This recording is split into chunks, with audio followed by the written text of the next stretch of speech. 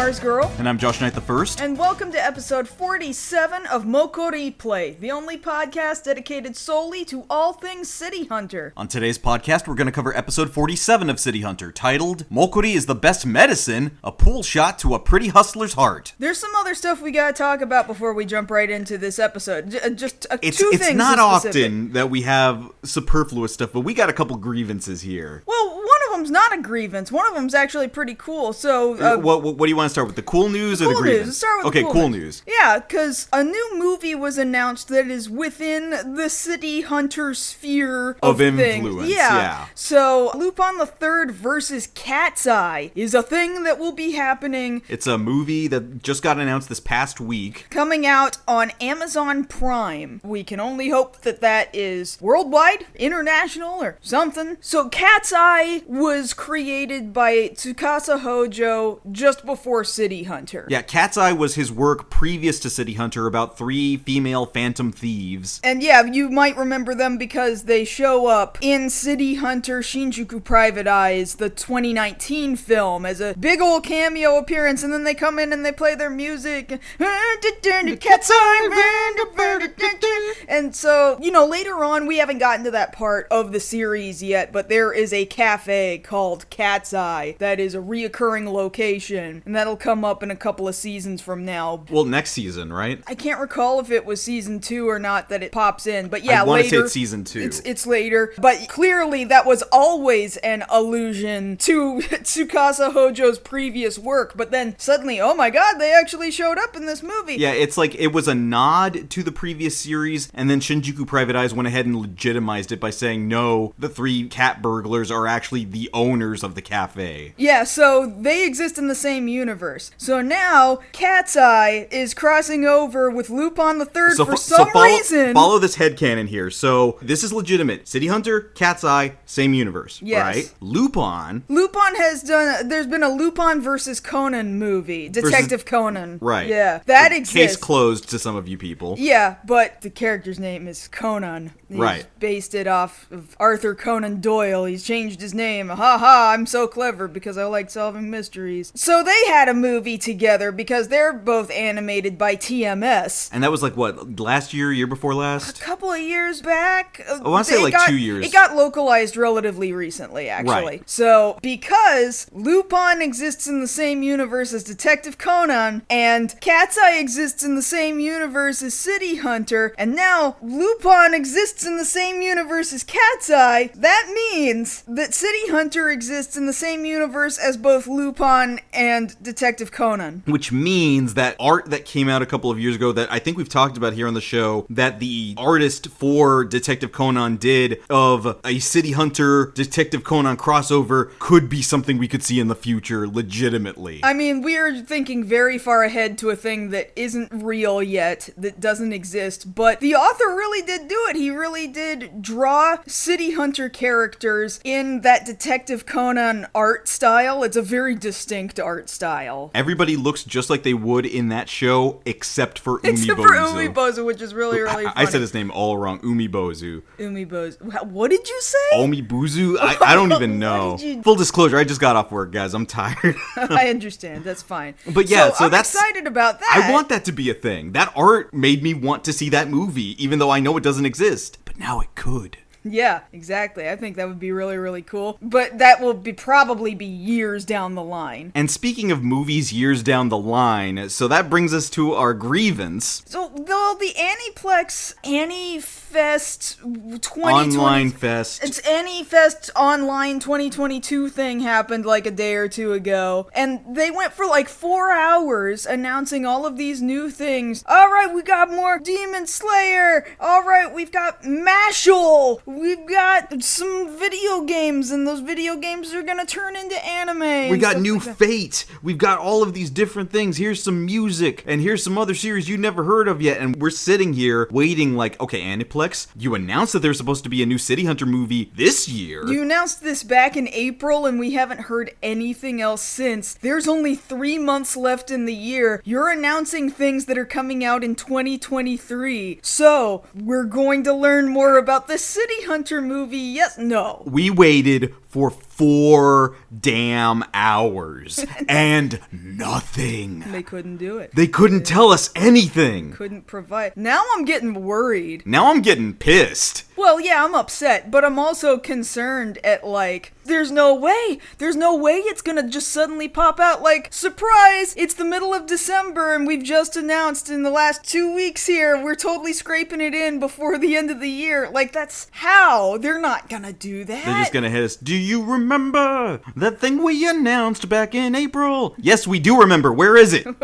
Where is it? But they've still got Sunrise animating it, right? So, but Sunrise is They're busy right now. They're busy with some new Gundam shit. Yeah, like, The Witch from Mercury is about to come out, and they're going to be fully busy doing press and promo for that. So when are they going to have time to work on City Hunter? I don't know. Aniplex was probably like, alright guys, it's the 35th anniversary of City Hunter. Sunrise, get on it. And Sunrise is over here panicking like, oh, we've got a Gundam franchise. We got a whole series. It's supposed to be coming out this year and you want us to make a movie? Yes, make a movie. Oh my god, what are we supposed to do? You have until the end of the year. No! We don't have the time. We don't have the art. What? Just give them Get Wild. It already exists. They already expect it. You don't have to do anything new. And then on YouTube, and they'll accept it. Like, it's a new announcement. It's entirely new. Yes, yes. Oh, okay, that tripped him up for a few more months. What do you mean it's already the end of the year? What are you It's talking going about? to be October. This is going to drop a few days from October. Get on it, Aniplex. Okay, I think I got it out of my system. Okay, good. So now we return you back to your regularly scheduled Mokkori podcast. So today's episode, we will focus on pool halls and hustling. But not really like legitimate pool hustling. We're talking about a guy who just cheats every chance he gets. I mean, I just thought hustling was a term that you use in pool. I don't know a lot about billiards, Josh.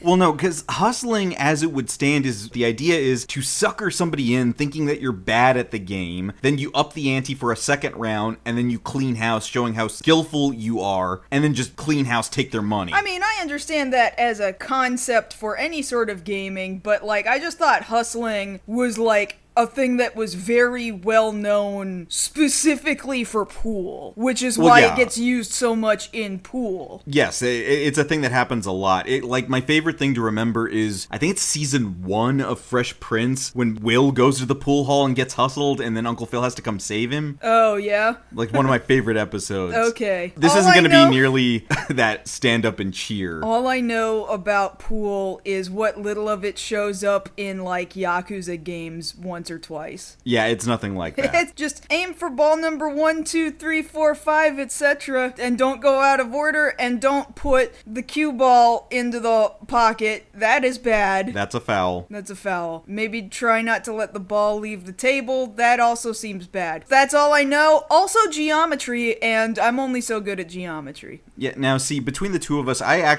don't really talk about this a lot. I actually frequented a lot of pool halls in my college years. You hussy. Hussy?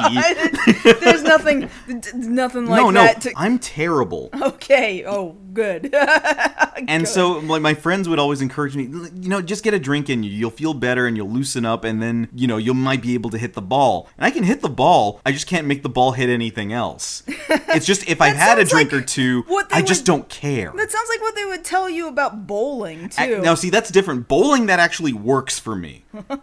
If I have one of those big-ass lime green, neon green, like nuclear green margaritas at a dirty bowling alley, I will actually... green? You know the kind I'm talking about, like highlighter green. I guess. You're talking about the cup, though. No, I'm talking about the drink inside the cup. No, I have no idea what that is. Like, it's made with tequila and nuclear waste. If I have at least one of those, then I will bowl better. But billiards, pool, no, that's not going to save me. Okay. Whatever you say, Josh. So to start start our episode, we're going to focus on our client for the week, whose name is Yuri Okano.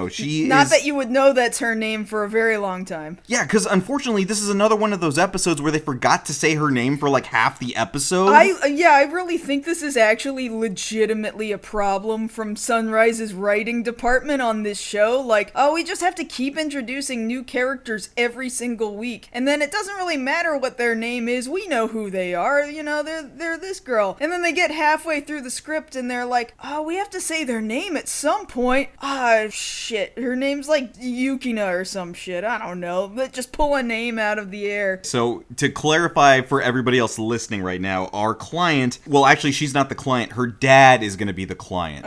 And as we start the episode, we see that her dad is actually quite the skilled pool player. And he's teaching Yuri how to play. Well, to say that he's teaching is maybe not totally accurate. It's more like tutoring at this point. That's better, yeah. She's actually really good. She just has a problem with like her nerves. You know how some people just don't take tests well? Like you go into a standardized test and you're like, well, I know how to do everything, but now you're asking me to do this weird multiple choice thing, and suddenly I bombed this test even though I'm usually really good at this. So she has the skill, she just chokes under pressure. Exactly. Especially when she gets right to the end, that's when it's the highest of pressure. And so the dad's like, alright, this should be really easy for you, but I'm just gonna show you one more time just for safety's sake. He lines up a shot with an 8-ball, which you would think is just an average shot, and he lines up the shot, takes the shot, and the cue ball hits the 8-ball. Shabams! And the 8-ball was filled with explosives. It was actually pretty gnarly. I know, like, it's a really big explosion,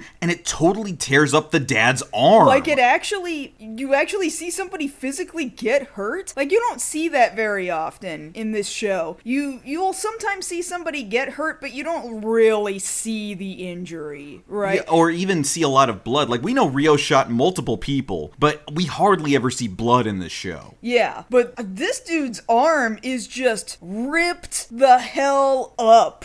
Just torn up. His sleeve is all ripped up. Blood is just pooling out of his arm. Just dripping out of his arm. Like, it's lying there limp while he's grabbing his shoulder. Like, oh my god. And yours just like, oh my god, Dad, no! And so to completely diffuse that, we're gonna go to Rio and Cowdy's apartment. Guess what? They bought a billiards table. Well, not they. Cowdy actually did. I don't know why Cowrie thought. Well, maybe it's because she already is aware of what the next job is. It seems like she would be. And so she's just motivated by the next job to have bought this billiards table. Now, it makes sense that they would take the job because, again, if the dad is the client, Cowdy would be okay with that because Cowdy tries to keep Rio away from jobs where it's a female attractive client. I just thought it was funny that Rio points out, you bought this pool table and you put it in our apartment to replace the dining table. And the dining room table is gone. Now, to be fair, if we're thinking about this correctly, the dining room table was the picnic table. Yeah, but I would not say that a pool table is better to eat on than a picnic table. No, of course not. All that, you know, the material that a pool table is made out of, like, yeah, you can sit drinks on it, although you really shouldn't. You can't eat off of that. Yeah, so Cowrie made a boo-boo. Also, pool tables are very expensive. Yeah, I think they run you, like, at least a cheap one is somewhere like $800, $900, if I'm not mistaken. They can be really pricey if you've decided to go classy and fancy. And it's like, of all the things Cowdy could have gotten them, like, really good furniture, you know? Get rid of the tires. No, you went for a pool table? Just for the job? That's a little weird, Cowdy. But she does say, oh yeah, so we've got this job. Oh, and it's for this old dude. And Rio is like, well, I don't want to go to some pool place just to see some old dude. I don't want to see an old dude swimming. This is the beginning of a joke that we're going to see play out here over the next minute or so. We don't know that Rio is joking yet as we're watching it, but we know now. We know after having watched it. So Cowdy brings up, yeah, we have a job. We need to meet the client at 8 at a pool hall. Let's go get ready to do that. And Rio starts playing like, oh, pool as in swimming pool. He has done this on purpose. He sounds like a moron, but he's sounding like a moron on purpose because he already thinks this is gonna be the sickest joke. This is gonna be so funny. He just wants to dick with Kaori because he thinks it's hilarious. So Kaori, believing Ryo to be a moron, which on some level he can be, says, crap, I gotta convince him to go to this job. Well, if we go to this pool place, some of the women there could be in really good-looking bathing suits. Some of them might even be topless. And Ryo is like, wow, really? Let's go now! Right now. And he goes running down the street with Kaori, like, very close behind in tow. Like, come on, if we don't get there in time, the topless women might be gone. Let's go! He really playing into what she thinks of him. Again, because he thinks this is really freaking funny. So they get to the pool hall Stardust, and as they get there, very deftly, Ryo pulls out a piece of cloth or something out of his jacket and hands it to Kaori, like, here you go. And she's like, what is this? And she opens it, and it's a one-piece swimsuit. She's like, this is my swimsuit. Why did you bring my swimsuit? To which Ryo gets this big old grin on his face, this shit-eating grin. This is out in public, so there's a bunch of people around, right? And just starts shouting, Kaori, what are you doing here with a bathing suit? Don't you know that a pool hall doesn't have a swimming pool? It has billiards, you moron. And everybody around them starts laughing at Kaori. And it's like, you ass. He just totally played her. Just went in for the layup. Like, it was brilliant. It was the smartest setup for a joke,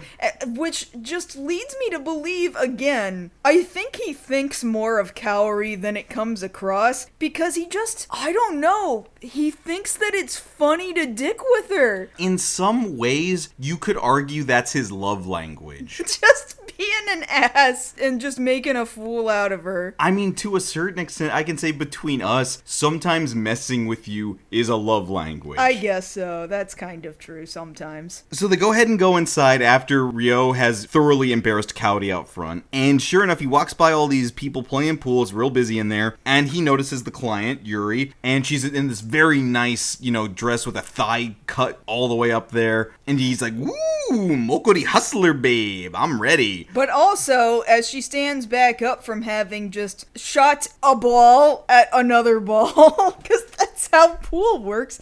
Anyway, she stands back up, and you pointed this out, because I was a little drowsy, I'm not gonna lie. So, 1, the background is already blurry. 2, my eyes were kind of blurry, because I was kind of tired. But, she stands up and rights herself to look at Ryo, and just to the left of her, there's 2 advertisements for M&Ms in the background, and they're very blurry. They were difficult for me to catch because they were pretty blurry. For both peanut and regular chocolate M&Ms. That's what I was gonna say. This is the first time we've actually seen regular M&Ms advertised here, because usually it's peanut, which I figure that makes sense because the yellow packaging stands out more in animation. Right. But this is the first time they're like, nah man, we gotta push peanut and regular this week. We gotta make that chocolate money.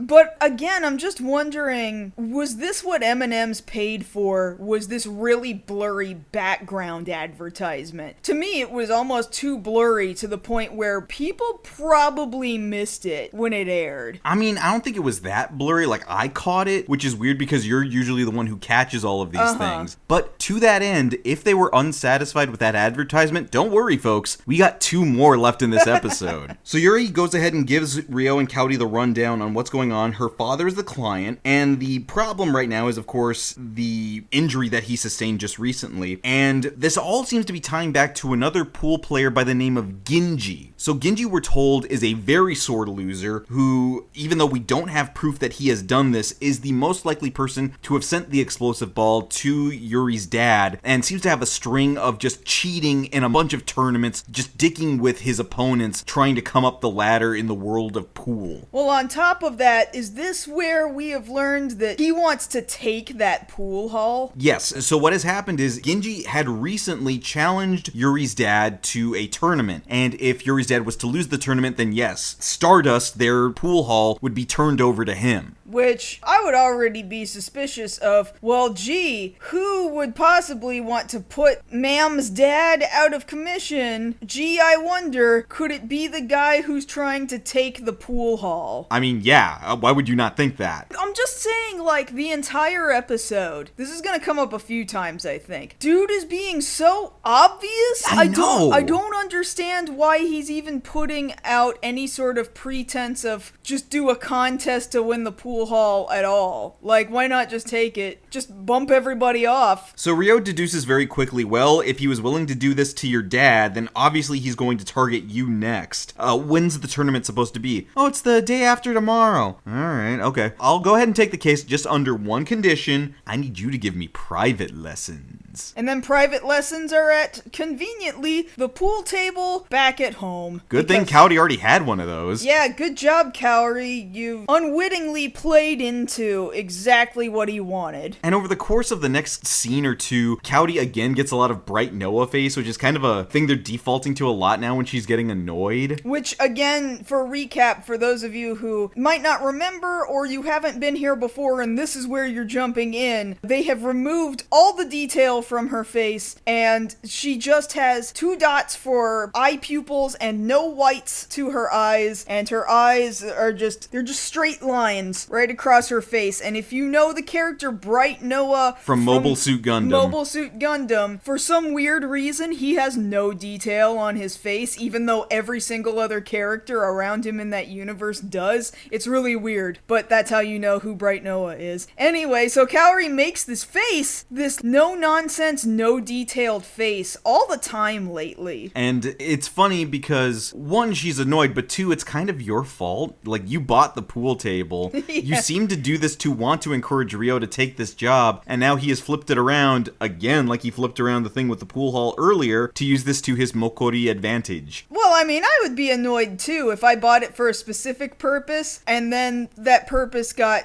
judo flipped around on me. Now, thankfully, Cowdy has been threatening with the 100-ton hammer a couple of times already, but she doesn't seem to need it as much because Yuri, noticing that Ryo is very much leering at her from every angle, seems to be able to take care of herself. So she defends herself just fine. Multiple times here. So even though Ryo will, like, go down and look at her boobs from across the table, she will manage to kind of get him in the face. He'll be down underneath the table, and she'll get him in the face with the pool cue. The pool cue. Like, this just keeps happening. She shoots the cue ball off the table and into his face. A lot in the face. There's a lot in the face. Multiple times. That's and then pretty talented, if you ask me. I agree. And finally, Ryo's had enough of trying to be sneaky, and he's like, nope, direct assault, full frontal, here we go, and then just jumps at her, and then Cowdy has to step in. No, all right, no more pool cue, now it's time for hammer. It's time for Tenchu, the divine retribution hammer, which, by the way, Tenchu's a great game. I've never played it. I've heard good things. Yeah. And it's funny because, like, she gets him into the wall, and Ryo's like, it's fine. Nobody likes me anyway. No, let's not start feeling sorry for him. But the thing is, she kind of looks like she's starting to feel sorry for him. Yeah, Yuri is kind of like, aw. But you just hit him in the face multiple times because he was being a perv. Don't fall for it. So meanwhile, across town over at Genji's bar, funny enough, it's named Pool Bar Genji. Wow, he's not trying to hide that one at all. So he's talking with this big-ass thug that he's got his hired help about how he has put Okano in the hospital, and we had to deduce, oh, is that the dad's name? Is that the family name? Okano. Okay, now we know, thanks. Like, we're about halfway through the episode now, and they have only just barely given the name, and then he's like, yeah, and we'll take care of the daughter too, Yuri, or whatever her name is. And it's like, oh, that's her name. He had this, like, really ridiculous laugh, I seem to remember. It's just this comical... Well, yeah, because he's like, well, we took care of the dad. Now it's time to pay the daughter a visit. Like, what are you, a Looney Tune, man? Come on. It's weird how that crossed over between our two languages, just this really weird, awkward, goofy laugh of the most incompetent criminal I have ever seen. And so the next day, we go ahead and change the scene over to the hospital, and Yuri's there visiting her father, and he's there trying to calm her down, like, look, you're gonna do fine in the tournament, no worries, it's okay if we even lose the bar, don't worry about anything. Oh, by the way, I have permanent nerve damage. That is a pretty terrible thing to leave off on, and of course she does not take it very well, and she runs away crying. But no, it's fine. I won't regain full sensation in my arm. Come back. But at the same time, like, maybe you should stay there and be like, oh, Dad, I'm so sorry. Maybe hug him. Be like, oh, you're gonna make it through this, Dad. Not run away. Like, I get it's terrible information to hear, but, like, God, be supportive. So after she's run off, Ryo comes in and talks to the dad for a little bit. Like, hey, so, what can you tell me about your daughter? Oh, you know, she doesn't handle pressure well. You know, she's got a lot of memories of her mom there at the pool hall, and I don't know, maybe she's not up to it. And Ryo's like, no, I believe in your daughter. It's fine. I think she believes in herself, too. Maybe. She might. Now, in the meantime, Yuri has run up to the roof of the hospital to go cry because, yeah, she just got horrible news about her dad's condition. And then up comes Genji and his big-ass hired help. And he's like, hey, sugar cakes, maybe don't do that poolin'. What? Don't do that poolin'? You're gonna lose anyway, so don't do that poolin'. Don't do that.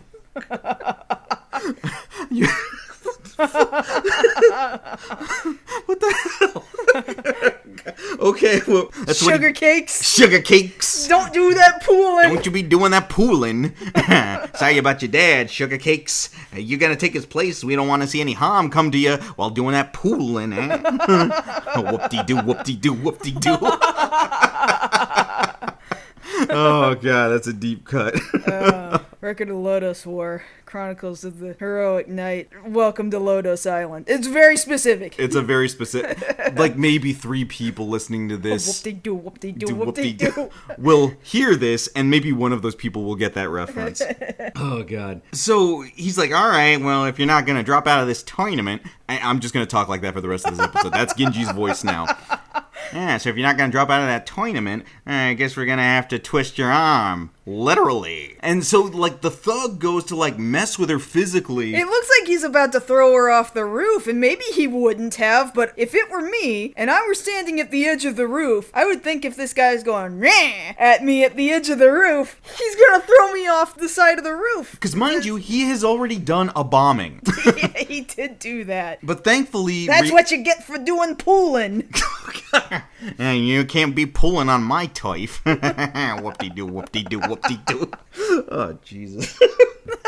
I'm sorry. Okay. But thankfully, Ryo steps in and stops Yuri from being accosted. And so now, the thug or Genji, I forget who it was, one of them pulls a gun on Ryo. Right. Which is a stupid thing to do, Well, obviously. one, it's a stupid thing to pull a gun on Ryo, but two, kind of like we were saying before, like, look, man, do you really want to participate in a tournament, or do you just want to be a thug? Yeah, because he's doing a lot of thugging. This is not working out for him. If you don't stop that pooling, you're gonna see the end of my thugging, huh? No. No? Okay. Not that time. Okay, maybe I finally killed it. Okay. And so Ryo, like, he doesn't flinch, right? Just ice water running through his veins. He's like, all right, you can take your shot. I'll tell you right now, you better kill me on the first shot. Because the second shot is going to come from me. It's going to send you straight to hell. Yeah, he went dark. He went real dark, and they went running. That spooked him. He's like, oh, all right. He cuts a good promo. Yeah, he did cut a good promo. Don't we get an episode like next season where Ryo has to be a wrestler? Oh, there's a couple of wrestling things happening. One of which is Josei wrestling. So female women wrestling. There's women I'm looking wrestling. forward to that. That's next season. I know that's next season. But no, like, Genji backs off like, all right. No need for the commotion. I'll see you at the tournament. Doing your pooling. God. And so Yuri's asking, oh my God, Ryo, it was so scary. How come you weren't scared? Well, it's because I believed that he wouldn't do it, which is the thing I need you to do. You need to believe. Believe in the me that believes in you, that believes that eventually you'll sleep with me. And she's just kind of like, okay. She just says yes. Okay. So now they're back at the apartment. This is the night before the tournament, and apparently she can't sleep. And so Ryo comes in and is like, hey, what are you doing still awake? Hey, Yuri, check out my new chainsaw and hockey mask. But no, she's like, no, I can't sleep. I'm just kind of psyched out. And he's like, no, don't think about the game. Think about me. To which Kaori comes in and knocks the shit out of him, as she often does, drags him out, very comically drags him back out the door. And we see her shut the door, and as Yuri goes up just to kind of double check the door, we notice that there's literally something like 7 different 8. locks. 7 or 8. Excuse me. 8 different locks on this door. So clearly, this is the official guest room, because those locks had to have been put in by Kaori. But clearly, they did not get used because Ryo just walked straight into that door. So she did not lock any of the... In fact, she walks up to this door now that Ryo is gone, and we still do not see her activate any of these locks. Possibly because we are starting to see her go, maybe I do want to jump Ryo's bones. Like, maybe that's actually something I want. That's kind of weird after I hit him in the face several times, but maybe I'm starting to change my mind. I mean, I guess she's allowed. Yeah. So the next morning comes, and Yuri decides, you know what, I'm gonna get up early and I'm gonna make breakfast. I'm gonna make one hell of a breakfast. She makes this big ass spread, right? Is it an ass spread? What are you, like 5? Why did you use those words? Why did you do that? Oh, God, you know what I meant. No. God. Okay, so there is a giant ass breakfast spread. Why do you need to use the word ass at all in this sentence? Look, she made breakfast, all right?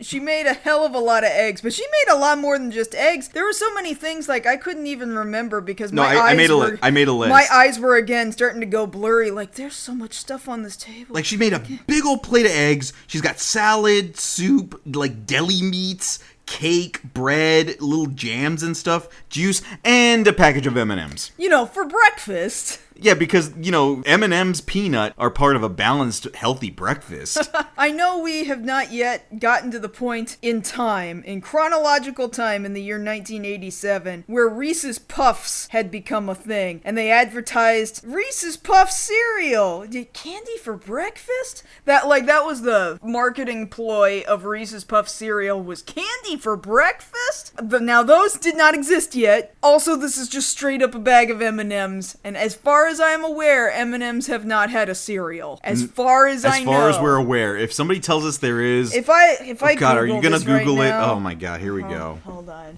I'm gonna say no. I'm gonna say the answer is no. No, so it's one of those things that hasn't existed, but people wonder, that's weird. You'd figure that would have happened by now. Considering we put literally every other candy in our cereal at this point. And so basically, this whole breakfast spread is for Yuri to show that she's really grateful for Kaori and Ryo doing all this, but also to show, hey, I might be starting to like Ryo. Now, Ginji, on the other hand, he's across town at his pool hall working on his strategy, which isn't practicing pool, it's cheating. And his method of choice? Magnets. How do they work? If you didn't see the magnets thing coming like a mile away, like, how's he gonna cheat at pool? Is it magnets? Of course it's magnets. Well, see, he says magnets, but it's also like remote control. Well, okay, the only way that works is if it's a remote control magnet under the table, and the guy is remote controlling the magnet under the table with his ColecoVision looking joystick portable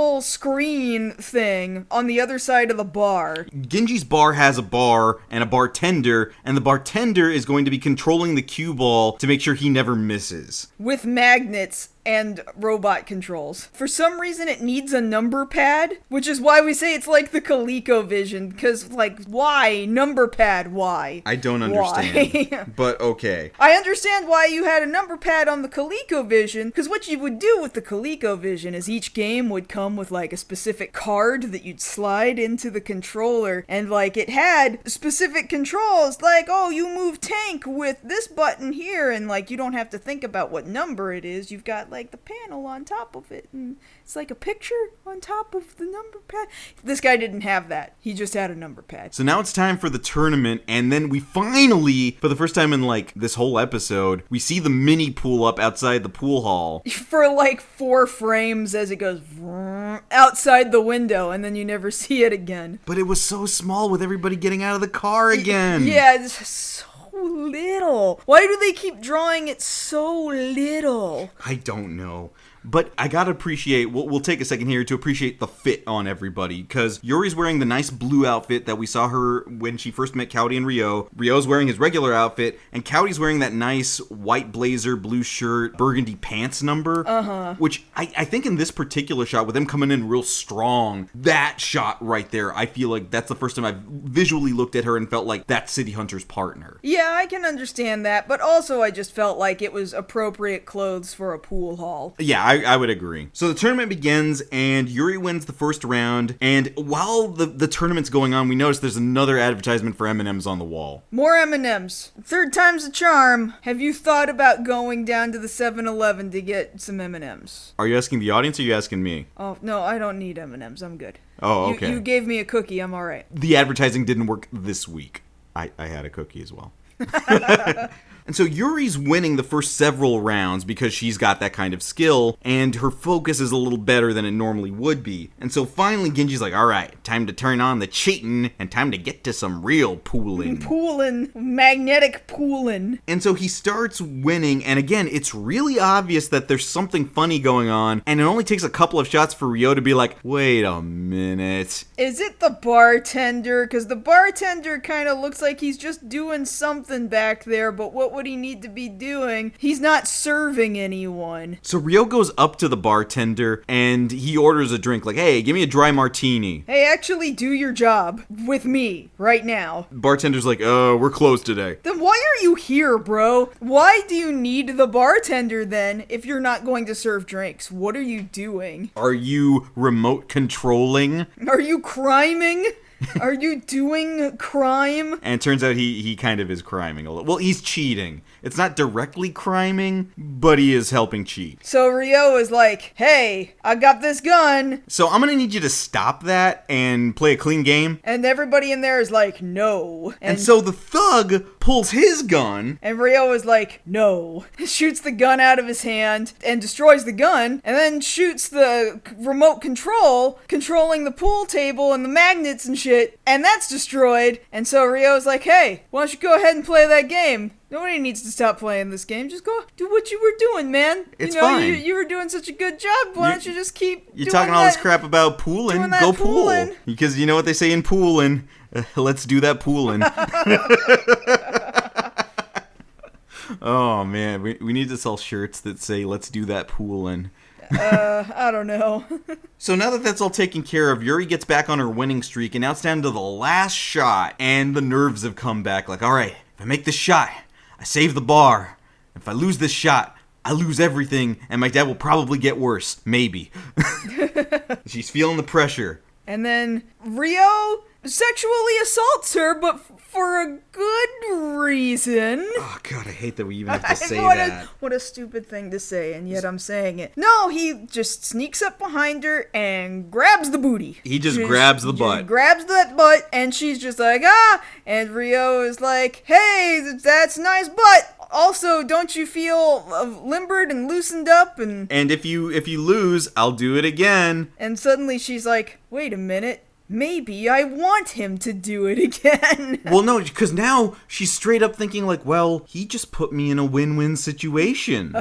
Because if I win, then I save my dad's bar and he'll suddenly get better, maybe. But if I lose, then he'll touch me. It's kind of weird that's where she's at right now. It's kind of bizarre. But she sinks the shot, she wins, and that should be the end of it. But the dude still got a turn. Yeah, so he turns. He still plays around. It just turns out he sucks. Well, yeah, he's been sucking since Ryo destroyed the unit, the control unit. And he snaps his pool stick, and that's when he's like, I can't do my poolin'. Get the guy who prevented me from being able to do poolin'. Cue footsteps. Pool cue footsteps. Oh, I'm sorry. pool cue footsteps. And so Ryo, like, cleans house. He knocks out all the other thugs that are there. He's doing fist fighting. He's doing some kicks. Whatcha! There's some of that in there. This is the closest it will ever get to Jackie Chan. Yeah, there's not really much animation of this fight happening. It's like a frame of a punch, and then the camera pans across it, and then a frame of a kick, and then the camera goes back and forth across it. Like, we promise this is animation of a fight happening. And so he's knocked out all of the thugs, and now he's pulled his gun directly on Genji. We're done playing. My gun here is gonna foul you. I'm gonna give you a choice. You can either take a hike, or you can take a bullet. Like, damn, he is not playing around now. Really was not. And so he just kind of books it, right? Yeah. Like, we just let him go? Yeah, I guess, it's not this attempted murder or anything. We're not gonna worry about that. He's just not gonna take the bar now, so... Like, last week, Sayako just shows up out of nowhere to be like, oh, I'm gonna take credit for this. Sayako, would you like to show up here and take care of this domestic terrorist? What domestic terrorist? I guess he just ran. All right, we just let him go. I guess it solved itself. Anyway, problem is solved, and that's it. That's how it ends. And Kaori is just like, well, now I gotta watch Ryo leave with the other girl who won her pool game, and they're actually happy together. I have to look at this now. Well, see, it's not just that. It's also that Kaori talks to Yuri about, oh, you won. How'd you win? Well, kind of like I was saying to myself, I felt pretty good about either winning the bar or getting Ryo to make physical contact with me again, and it really relaxed me. And I wrote here in my notes, it Mokkori-laxed her. Oh my god, why would you do this? And it's Kaori's response to it. She gets blush lines, and she's like, I had no idea he could have that effect on someone. Well, it's just so weird because Kaori is the romantic interest, and yet this episode, Ryo walked away with a different girl, and she was happy about it. Like, the other girl is happy that this is happening. Yeah, like, Ryo's right game... Right in front of Kaori's face. Like, Ryo's game, for as terrible and perverted as it is, worked this one time, and it seems that Kaori's having second thoughts at the very end as Get Wild starts playing. She's like, well, okay, I'm glad she's happy, but I still feel really bad about this. And that's where the episode ends. Morally, she said something along the lines of, morally speaking, I can't abide by this. And I'm sitting here thinking, well, why though? They both accepted this. Like, if they both as adults have agreed, okay, this is a thing we're going to do with consent, then that's fine. Well, we know why Kaori's upset, and it's because she hasn't come to terms with the fact that she has feelings for him, maybe starting to build up. So, well, you're just gonna have to learn to deal with that for right now. And yeah, that's our episode. This is a fun one, all things considered. A little brutal on that dad early on, though. Yeah, they went really hard when it came to the initial shock of, oh, we've messed this guy up for life. Just in the first minute. Yeah, I hope that guy's okay. We didn't go back to him. I mean, we assume that he went on to lead a fulfilling life there at the bar that he can't really fully participate at anymore. Free to live a life of religious fulfillment. You can only hope. So next week's episode, we're going to be dealing with a widow trying to get over the loss of her husband, and Ryo sees that as a perfect opportunity to get himself in there. Yes, because that's appropriate. Actually, I'm realizing, and I'll probably bring it up again next week, that's one of the things they allude to him doing in the live-action French movie. Oh, yeah. That happens. Guys, that movie's so good. We'll talk about it at some point in the future. Yes, I and promise. that'll be a really long episode. Yeah. But that's several episodes down the line. More than several. More than. But come back next time when we cover the 48th episode of the TV series, Oh Spring Come Soon to Love's Widow, Take Off Those Clothes of Mourning. And if you want to catch us outside this podcast, you can always find us both over on Twitter. I'm at JoshKnightTheFirst. And I'm at MarzGurl. Thank you all so much for listening to our 47th episode of MokkoriPlay. And if you don't come back next episode, I'm gonna grab Josh by the face. And do what? I didn't think that far ahead.